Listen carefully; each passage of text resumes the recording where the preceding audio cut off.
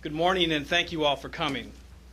It's been 9 months since the devastating May flood that affected 10,000 properties in Davidson County and caused $2 billion worth of damage. Since then, our city has been going through the steps of recovery. It started with cleaning up and repairing homes and business, work that continues today. It progressed to evaluating the events that occurred during the flood and the lessons learned from that experience. And we are now working on mitigation measures for future flood events, things like the Hazard Mitigation Home Buyout Program and flood warning systems improvements. Developing a unified flood preparedness program is a logical next step in our city's long-term recovery process. We need to take what we learned from the May flood and go beyond mitigating future flood damage and consider all options for protecting our city from a similar event in the future. What we experienced in May has been called a 1,000-year flood. But that does not mean we won't see another flood like that for 1,000 years. We have to assume it can happen again. And if it does, we have to have the systems in place to better protect our city's assets, our economy, and most importantly, our citizens' lives and property. I feel it is critical that we move ahead with developing this program immediately and not wait for the federal government to do it for us. This program is called a Unified Flood Preparedness Program because it will be both collaborative and comprehensive. First, for the collaboration.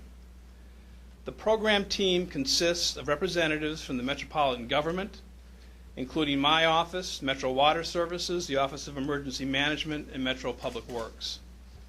The U.S. Army Corps of Engineers will be a key partner with Metro. And we will also engage several other state and federal agencies, including the Federal Emergency Management Agency, the Tennessee Emergency Management Agency, the Tennessee Department of Environment and Conservation, the Tennessee Wildlife Resource Agency, the Tennessee Natural Resources Conservation Service.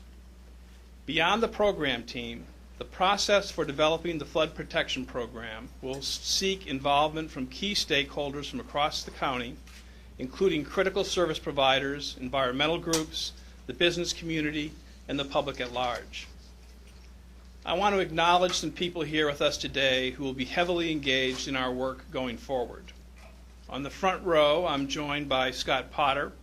Scott, as you all know, is the Director of Metro Water Services, and Lieutenant Colonel Anthony Mitchell, who is the District Engineer for the U.S. Corps of Engineers, and you'll hear from both of them in a few minutes. From our business community, we have Colin Reed, who is the CEO of Gaylord Entertainment, Steve Turner, representing the Nashville Symphony and the Country Music Hall of Fame and Museum, Alan Valentine, also with the Symphony, and a representative from the Nashville Area Chamber of Commerce. This program will be comprehensive in that it will extend from county line to county line, and it will take into account related projects and studies that have already been completed or are underway.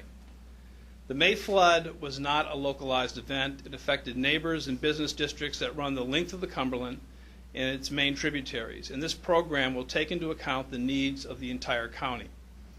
It will also take into account the existing information such as watershed studies and the city's multi-hazard mitigation plan, as well as ongoing programs including Metro Water Services Major Capital Improvement Program and the Flood Mitigation Home Buyout Program. All of these and more will be integrated to avoid overlapping efforts and maximize our available resources. Flood solutions that may be considered in the program include additional flood walls or levees, flood proofing, channel improvements, water storage, and diversion. The program team will evaluate these alternatives and make their recommendations based on the economic benefits, social considerations, and environmental impacts of each. Their process will include public meetings to gather input on the various flood risk reduction alternatives in the plan as a whole. Developing this program will take approximately 10 months. We have engaged the engineering firm of Barge Wagner to serve as project manager. This is the same firm designing the improved levee system for Gaylord, which is notable because their involvement will ensure continuity between Gaylord's project and the city's comprehensive plan. And when the program is completed and the projects that we will pursue have been determined, We will begin an implementation process that considers prioritization, available funding, the local, state, and federal agencies that need to be involved.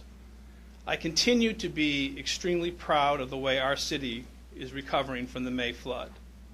Even though it's not in the papers or on the news every day, there are still hundreds of volunteers helping people rebuild their homes and their lives. Nonprofits and Metro government continue to work day in and day out on getting assistance to those who need it. Whether it's helping flood victims fill out the necessary forms to take advantage of the IRS casualty loss tax deduction, providing counseling services, or connecting individuals with financial resources, the work goes on. As I have said many times before, the road to recovery is long. Nashville has rebounded quicker than most other communities that have faced a disaster of this scale. But we still have work to do, and being more prepared for the next time an event like this happens in our city is a critical part of that process. I now want to bring up Scott Potter with Metro Water Services to say a few words. Scott.